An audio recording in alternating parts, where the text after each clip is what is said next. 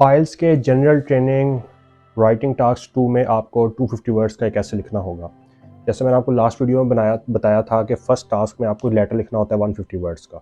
उसके लिए आपको राउंड अबाउट 20 मिनट्स का टाइम जो है वो मुख्तस करना चाहिए। जो टास्क 2 है जिसमें आप ऐसे लिखते हैं उसके लिए आपको राउंड अबाउट 40 मिनट्स का जो एस्टिमेटेड टाइम है वो रखना चाहिए। अब अगेन बात वही है कि इसमें कोई लिमिट नहीं है कि आप 20 मिनट से ज़्यादा नहीं ले सकते लेटर लिखने के लिए, या आप लेस दैन 40 मिनट्स में ऐसे नहीं अपना कंप्लीट कर सकते। बट ये कैलकुलेशन किसी वजह से की गई है। अगर आप 20 मिनट्स के अंदर अपना लेटर रैप अप कर लेंगे तो उसके बाद आपके लिए 40 मिनट्स एम्पल टाइम है 250 वर्ड्स कैसे लिखने के लिए। ये कोई CSS वाला ऐसा तो है नहीं जिसमें बहुत ज़्यादा वर्ड लिमिट रिक्वायर्ड है तो आपको जो है वो 2.5 आवर्स या 3 आवर्स दिए जाए।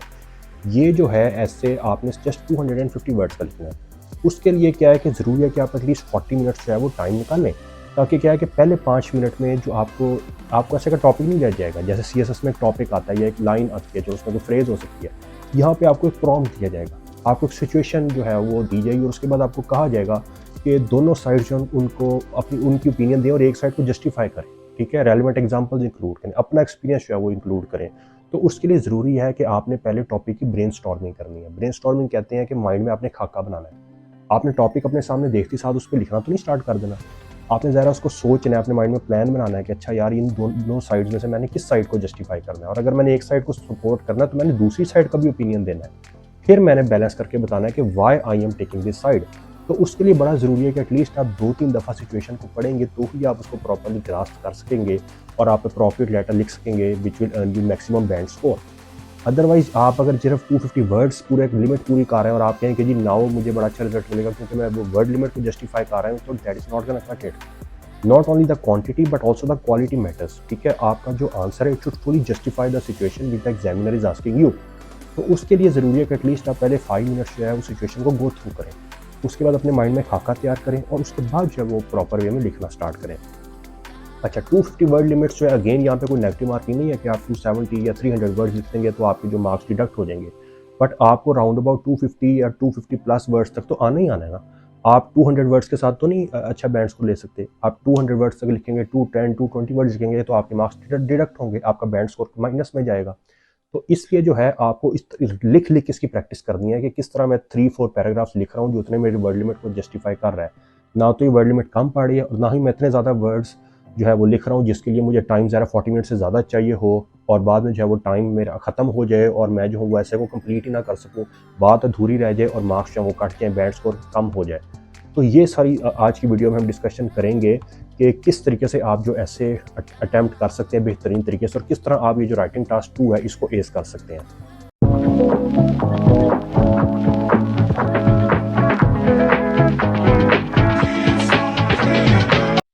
देखें, ऐसे लिखने के लिए आता है जनरल टॉपिक्स पे। ठीक है, अब ये चूंकि ऐसे में सिचुएशन एक दी जाती है, दो डिफरेंट ओपिनियंस जो हैं वो आपसे मांगी जाती हैं। आपको पूछा जाता है कि क्या आप एग्री करते हैं या डिसएग्री करते हैं, या आपको कहा जाता है कि दोनों साइड्स को बैलेंस करें और उसके बाद एक जस्टिफाई करें कि आप इस साइड को फेवर कर रहे हैं। तो इसलिए बड़ा ज़रूरी है कि उसके लिए जनरल टॉपिक्स ही आएंगे इस सिचुएशन में। ठीक है, मतलब आपसे टॉपिक ये पूछा जा सकता है कि जी physical education versus online education which one is better, या आपको ये पूछा जा सकता है कि आर्टिफिशियल इंटेलिजेंस ने या सोशल मीडिया ने हमारी लाइफ को बेटर बनाया या वर्स कर दिया। ठीक है, आप दोनों साइड्स एक्सप्लेन करें और फिर अपने आंसर को जस्टिफाई करें। तो जहाँ पे जिस ऐसे में आपको सिचुएशन ये आती है कि आपने दोनों साइड्स को एक्सप्लेन करना है और आखिर में अपने आंसर को जस्टिफाई करना है कि आप किस साइड को चूज़ कर रहे हैं, why, with relevant examples, with your own experience. उसके लिए आप माइंड में खाका बनाएं कि आपने 4 पैराग्राफ्स लिखने हैं। पहला पैराग्राफ होगा आपका इंट्रो, सेकंड पैराग्राफ में आप एक साइड को सपोर्ट करेंगे, थर्ड पैराग्राफ में आप जो दूसरी साइड है इवन जिसके आप अगेंस्ट में हैं आप उसको भी एक्सप्लेन करेंगे अगर उन्होंने कहा है कि आपने दोनों साइड्स का बताना है। और जो फाइनल फोर्थ आपका कंक्लूडिंग पैराग्राफ होगा उसमें आप कंक्लूजन देंगे जिसमें आप अगेन रीस्टेट करेंगे कि why you are picking this side over the other. अच्छा, एक तो ऐसे हो गया इस तरह का। जो दूसरा ऐसे आ रहा है जिसमें आपसे जस्ट वो पूछ रहे हैं कि क्या आप एग्री करते हैं या डिसएग्री करते हैं स्टेटमेंट से, वहाँ पर आपने दोनों साइड्स का जो है वो अलग अलग पैराग्राफ्स में उनको एक्सप्लेन नहीं करना। वहाँ पर आप एक इंट्रोडक्शन का पैराग्राफ लिखेंगे, एक आपका जो सेकंड पैराग्राफ होगा वो बॉडी वाला होगा जिसमें आप सारा जो एक्सप्लेन करेंगे with relevant examples, with your own experience if you can include it. और जो थर्ड पैराग्राफ होगा वो अगेन आपका जो है वो कंक्लूजन पैराग्राफ होगा। तो कुछ जो है वो ऐसे सिचुएशंस जो आपको आ सकती हैं उनको भी डिस्कस कर लेते हैं और एक जो है वो जो मैं मॉडल आंसर वो भी आपके सामने रखूँगा इस वीडियो में, ताकि आप वो पढ़ के देख लें कि ऐसे जो है वो किस तरीके से कंपोज किया जाए ताकि मैक्सिमम बैंड स्कोर वो आपको अर्न करके दें। ठीक है, अच्छा, सबसे पहले सिचुएशन अपने सामने मुलाहिजा करें कि ब्रिटेन में जो है वो जब लोग बूढ़े हो जाते हैं तो वो ओल्ड केयर होम्स में जाके रहना स्टार्ट कर देते हैं, वहाँ पर नर्सेज उनकी टेक केयर करती हैं। अब कई दफ़ा गवर्नमेंट को जो है वो उनकी ये जो कॉस्ट है वो उठानी पड़ती है और पे करना पड़ता है उनकी चार्जेस के लिए। तो अब सवाल ये है कि शुड गवर्नमेंट पे फॉर देम और should their family support them. ठीक है, तो आप जो है वो अपने आंसर में रेलिवेंट एग्जांपल्स भी दें और जो है अपना एक्सपीरियंस अगर आपका है तो आप शेयर करें। तो अब आप इस ऐसे को कैसे अटेम्प्ट करेंगे? ठीक है, इसमें उन्होंने आपसे अलग अलग साइड्स की जस्टिफिकेशन नहीं मांगी कि आप मतलब ये गवर्नमेंट का अलग लिखें, फैमिली का अलग लिखें। उन्होंने जस्ट आपसे ये पूछा है कि गवर्नमेंट या फैमिली इसमें से किसको जो है वो उनकी प्राइस पे करनी चाहिए। तो आपका जो पहला पैराग्राफ होगा वो तो इंट्रो का होगा, उसमें आप बता देंगे एग्जामिनर को कि आप किस साइड के साथ जाना चाह रहे हैं। कि फॉर एग्जांपल आप ओपनिंग पैराग्राफ में लिख देंगे कि जी जो फैमिली है ये फैमिली की रिस्पॉन्सिबिलिटी है कि अगर उनके पेरेंट्स जो हैं वो ओल्ड एज होम में जा रहे हैं तो फैमिली को उनका खर्चा उठाना चाहिए। फिर आप सेकंड पैराग्राफ में सारी डिटेल्स देंगे। ठीक है, इसमें अगर आपका अपना रेलिवेंट एक्सपीरियंस है कि आपके पेरेंट्स में से कोई ओल्ड एज होम में गया है तो आप वो शेयर कर सकते हैं, या आपके किसी फ्रेंड या रिलेटिव्स या फैमिली में से किसी का जो है वो पेरेंट इस तरह स्टे कर रहा है तो आप वो जो है वो एक्सपीरियंस ऐड कर सकते हैं। ठीक है, या जो स्टैटिस्टिक्स क्या कहती हैं, डाटा फैक्ट्स के साथ आप एक्सप्लेन कर सकते हैं। तो ये सारा होगा आपका बॉडी पैराग्राफ। और थर्ड पैराग्राफ जो होगा फाइनल आपका वो होगा कंक्लूजन। ठीक है, उसमें अगेन आप अपने पॉइंट को एम्फसाइज रीस्टेट करेंगे कि in light of all these arguments and light of all these examples मैं ये बिलीव करता हूँ कि द पेरेंट्स और द गवर्नमेंट जिस साइड के साथ भी आप जा रहे हैं, depending on which side you choose, उनको जो है वो उन ओल्ड पीपल को जो है वो सपोर्ट करना चाहिए उन ओल्ड एज होम्स में, और उनको उनकी सारी फाइनेंशियल रिस्पॉन्सिबिलिटीज टेकअप करनी चाहिए। ठीक है, इस तरीके से आप अपने आंसर को जस्टिफाई करेंगे। अच्छा, इसके बाद आपके सामने एक सिचुएशन आती है कि बिग सैलरी जो है ये ज़्यादा इंपॉर्टेंट है as compare to job satisfaction. आप एग्री करते हैं या डिसएग्री करते हैं? अगेन अब इसमें आपको दोनों साइड्स कंट्रास्टिंग ओपिनियंस देने ज़रूरी नहीं है। आपने जस्ट अगर एग्री करते हैं तो आपने उसके हिसाब से ऐसे अटेम्प्ट करना है, और अगर आप डिसएग्री करते हैं यानी इस आर्गूमेंट के फेवर में नहीं है, इसके अगेंस्ट है, तो फिर आपने उस हिसाब से ऐसे अटेम्प्ट करना है। जो पहला पैराग्राफ होगा वो आपका इंट्रो होगा, उसी में आप एग्जामिनर को एक्सप्लेन करोगे कि आप किस साइड के साथ जा रहे हो। मतलब पहले पैराग्राफ में आप ये लिख सकते हैं कि जी येस आई एग्री कि big salary is more important than job satisfaction. उसके अकॉर्डिंगली फिर उसका जो सेकंड पैराग्राफ है उसमें आप सारा जो है वो रेलिवेंट एग्जांपल्स, फैक्चुअल स्टडीज़ को, स्टैटिस्टिक्स को, डाटा अपना को आपका एक्सपीरियंस रहा है इस बारे में कि आपने पहले एक जॉब की जहाँ पे आप सेटिस्फाइड थे बट आपकी सैलरी बहुत अच्छी नहीं थी, आपके खर्चे पूरे नहीं हो रहे थे। ठीक है, you were going into depression, you were having anxiety, panic attacks. फिर आपने एक ऐसी जॉब पे स्विच किया जहाँ पर आपकी जॉब जो है वो आपकी मर्जी, आपके मिजाज के मुताबिक नहीं थी, बट उसका जो पे चेक था वो आपकी सारी ज़रूरियात पूरी कर रहा था। तो आप जो है वो रफ्ता रफ्ता क्या you got settled and you got adjusted and adapted to it, और अब आप ज़्यादा उस जॉब को एंजॉय कर रहे हो। हालांकि वो माहौल उतना कंफर्टेबल नहीं है as compare to your previous job, but वो जो सैलरी और वो जो पे चेक है ना, it is doing you justice, और वो कहते हैं ना the end is justifying the means. तो मतलब इस तरह जो है वो आप रेलिवेंट जो है वो सेकंड पैराग्राफ में सारी इन्फॉर्मेशन डालेंगे। और उसके बाद जो थर्ड फाइनल आपका पैराग्राफ होगा, जो कंक्लूडिंग पैराग्राफ होगा, उसमें आप अगेन बात को समराइज़ करके अपने रीस्टेट कर देंगे मेन पॉइंट ऑफ एम्फोसिस को कि जी बिग सैलरी जो है ये ज़्यादा इंपॉर्टेंट है, और जो है because salary paycheck at the end of the day we need, अपने खर्चे पूरे करने के लिए हमें मनी की ज़रूरत है, और फाइनेंसेस एक बहुत बड़ी रिस्पॉन्सिबिलिटी और एक बर्डन है। तो इसलिए आई एम इन फेवर कि जो सैलरी जो है ये ज़्यादा इंपॉर्टेंट है as compare to being satisfied on the job. अच्छा, इसके बाद नेक्स्ट सिचुएशन आपके सामने आती है कि एक स्कूल ऑफ थॉट ये कहता है कि जो यूनिवर्सिटी की डिग्री है ये ज़्यादा इंपॉर्टेंट है जॉब सिक्योर करने के लिए, जबकि दूसरी साइड ये ओपाइन करती है कि जो स्किल्स और एक्सपीरियंसेस लर्न करने ये ज़्यादा इंपॉर्टेंट है। तो आप दोनों साइड्स को एक्सप्लेन करें और आप जस्टिफाई करें कि आप कौन सी साइड के साथ जा रहे हैं, आप किसको सपोर्ट कर रहे हैं। अब इस ऐसे में आपके 4 पैराग्राफ्स होंगे। पहला तो आपका इंट्रोडक्टरी पैराग्राफ होगा जिसमें आप दोनों साइड्स के जो है अपने अपने मेरिट्स बताएंगे, और साथ आप ये भी बताएंगे कि आप किस फेवर में हैं। ठीक है, कि क्या यूनिवर्सिटी डिग्री ज़्यादा इंपॉर्टेंट है या स्किल्स और एक्सपीरियंस को प्रायोरिटाइज करने की ज़रूरत है। इसके बाद जो सेकंड पैराग्राफ होगा उसमें आप एक साइड को सारे को डिटेल से जस्टिफाई करेंगे, उसके क्या एडवांटेजेस पर्क्स हैं।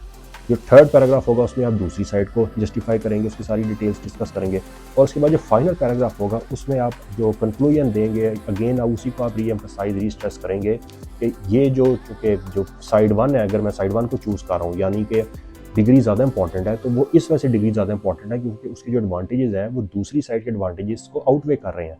ठीक है, तो अगेन आप जो है ना वो इस तरीके से जो अपने आंसर को जस्टिफाई करेंगे। अच्छा, इसके बाद एक और सिचुएशन भी आपके सामने रख देते हैं। ये सिचुएशन ये है कि बहुत सारे स्टूडेंट्स जो हैं वो अब्रॉड जाते हैं हायर स्टडीज़ के लिए, डिग्रीज़ की परसूट में। तो क्या जो है बैरून मुल्क जाकर एजुकेशन हासिल करना, इसके एडवांटेजेस भी हैं, but on the other hand इसके डिसएडवांटेजेस भी हैं। तो आप दोनों साइड जो है उनको एक्सप्लेन करें और अपने आंसर को जस्टिफाई करें विद रेलिवेंट एग्जांपल या एक्सपीरियंस ऑफ योर ओन। तो अब इस ऐसे को आप कैसे अटेम्प्ट करेंगे, इसका मैंने एक मॉडल आंसर भी है वो आपके सामने रख दिया। ठीक है, अब अगेन इसमें बात वही है कि आप जो है वो स्टार्ट ऐसे करेंगे कि जी बाहर की एजुकेशन है वो इंसान को जो है वो फ़ायदा भी देती है। अगर आप इस फेवर में हैं तो आप थोड़े उसके मेरिट्स एक्सप्लेन करेंगे, ठीक है। तो आप यही कहेंगे कि ये जो ये बाहर जाना हायर एजुकेशन के लिए ये ज़्यादा इंपॉर्टेंट है स्टूडेंट्स के लिए। क्यों? क्योंकि इससे स्टूडेंट्स के लिए नए एकेडमिक पाथ्स, कैरियर जो है लाइंस वो खुलती हैं। उसके बाद जो सेकंड पैराग्राफ होएगा उसमें आप अपने पॉइंट को डिटेल से इलैबोरेट करेंगे, इसकी एडवांटेजेस बताएंगे कि जी ब्रॉड एजुकेशन करने का क्या फ़ायदा है। स्टूडेंट्स के पास टेक्निकल स्किल्स फॉर एग्जांपल आ सकती हैं, स्टूडेंट्स जो हैं वो सेकंड लैंग्वेज में ग्रिप हासिल कर सकते हैं, स्टूडेंट्स बाहर के माहौल के साथ, उस कल्चर के साथ अडेप्ट कर सकते हैं, स्टूडेंट्स जो है वो उनके अंदर सेल्फ कॉन्फिडेंस और जो है वो खुद से अपने खर्चे उठाना, खुद से अपनी जिम्मेदारी उठाना, खुद से जिसे कहते हैं ना रिस्पॉन्सिबल और मेच्योर बनने में वो बेहतर तरीके से वेल इक्विप्ड हो जाते हैं बाहर जाके। उसके बाद जो नेक्स्ट थर्ड पैराग्राफ होगा उसमें आप जो है वो दूसरी साइड जो है उसको डिटेल से एक्सप्लेन करेंगे कि जी इसके नेगेटिव एस्पेक्ट्स क्या हैं बाहर जाके एजुकेशन हासिल करने के। कि लेट्स सपोज आप एक नॉन इंग्लिश स्पीकिंग कंट्री में जाके इंग्लिश लैंग्वेज की एजुकेशन हासिल कर रहे हैं, तो उसके बाद वहाँ पे आपको इतने जॉब प्रॉस्पेक्ट्स ब्राइट होंगे ही नहीं, या आप कुछ ऐसे टेक्निकल सब्जेक्ट्स में एक्सपर्टीज़ हासिल कर रहे हैं जिनकी वहाँ पे डिमांड है ही नहीं, या जो असल जो होम कंट्री जहाँ पर उनकी डिमांड होगी वहाँ पर आप नहीं है, बल्कि आप किसी दूसरी जगह जाके ये नॉलेज एक्वायर कर रहे हैं।